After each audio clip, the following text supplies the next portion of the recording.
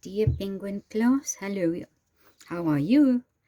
I am so fine and wonderful, and we are all healthy. I believe you are all healthy, and I'm so grateful for that.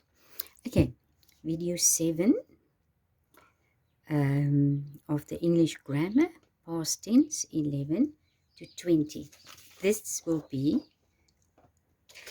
this part. You had to write a test on the 1 to 10, and now we're going to then do the next 10, and you must practice it and try to know it. Even when you're done learning the 11 to 20 part, you must keep on learning those again, revising, because past tense is very important. And I want to tell you, past tense are used so often, because when you talk about something in the past, it's not always yesterday. Some people will teach you that past tense always start with yesterday, which is possible, but not everything is yesterday. You are not going to say, yesterday my teacher showed me this. I showed it to you 30 seconds ago, but I didn't show it to you yesterday. Past tense can be 2 minutes ago or an hour ago. This morning I woke early and it was raining. It was raining. That's the past tense. I didn't say yesterday I woke up and it was raining. That can't happen because it was this morning. So please remember, past tense is not always yesterday, as some teachers will teach you. It can be used quite often, but almost never, I think. I will ask you maybe, what did you do yesterday? And then you won't answer me, yesterday I went to the mall. I will ask, where were you yesterday? I went to the mall. See, so it can be yesterday, but past tense can be a few seconds ago as well, or an hour ago, or 2 weeks ago, or a year ago.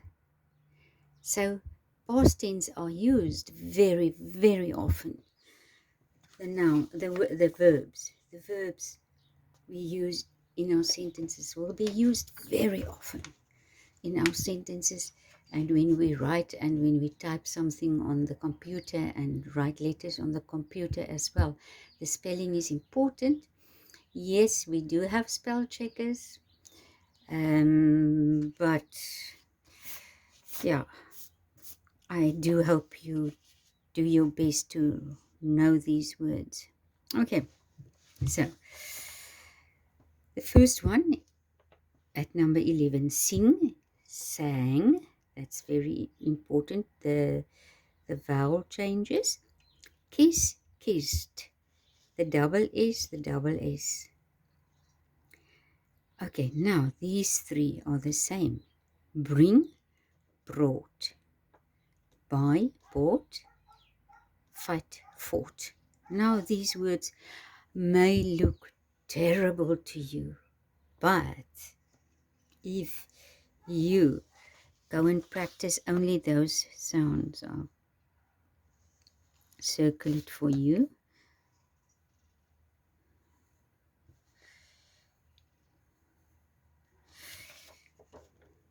Ought, ought, ought, ought, ought.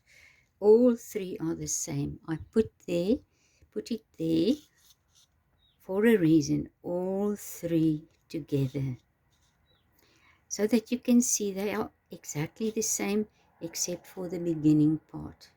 So if you have bring and you practiced on a separate page, you practiced the ought many times till you spell it correctly, then you only have to remember bring will be the ought with a brr.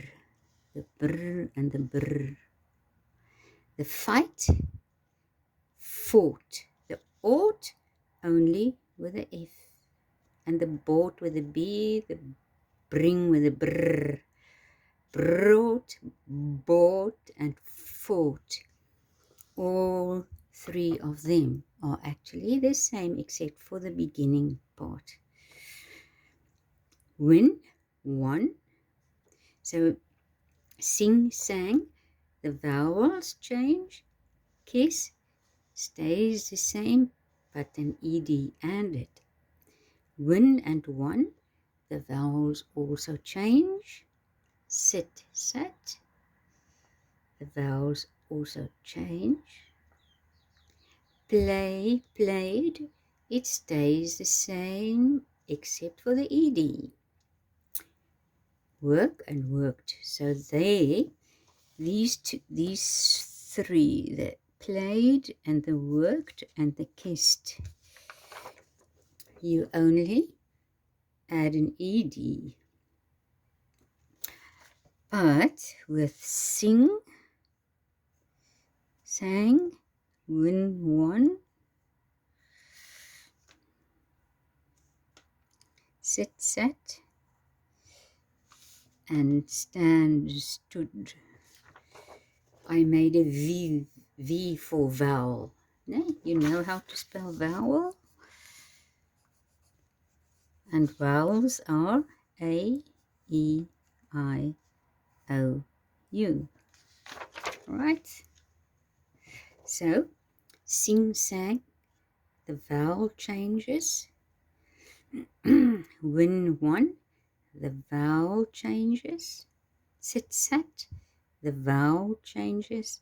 And stand, stood, the vowel changes. Actually, it changes even more than just the sound of it. There are two vowels in that word, stand and stood. It changed quite a lot actually, because the ND also changes and isn't over there. So this part, the 11 to 20, is not so very easy. So I want you to keep on practicing this and keep on revising those as well, because the part up to 7 is quite often used. They are used very often, very, very often.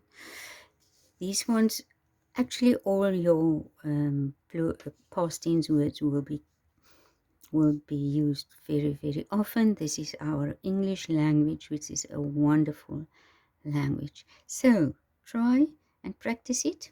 So I wrote these 11 to 20 words just in a different order, but you must first go and practice them somewhere on a page, or even type it in on your computer constantly to practice it. You can even do that, or the tablet, or whatever you are using. It's also a good way to practice your writing skills or your spelling skills. But then you may not use the spell checker. You must be able to know these words. And then I'll send you a picture. I want you to make a 6 centimeter column and another 6 centimeter column, 6 and 12. So the first time when you think you know your past tense word, it's mixed up, you're going to write it here, and then you will check on your list. Your mom can help you, or your granny can help you to mark it with a colored pencil, but you must check. And if it wasn't correct, then you can write it one more time there. And then when you learn and you go back to these words and you turn back page back in your book, you will look at the places where you made mistakes, and then you will go and check those as well.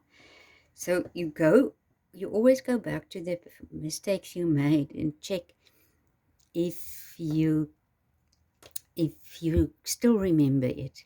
So it's a good thing to have it over there. Then you can check the few words you wrote there on that side, which were maybe which were wrong, and so you can remember those ones you must check especially very well again. Okay, that's for today's lesson, this week's lesson. See you on Wednesday. Bye bye.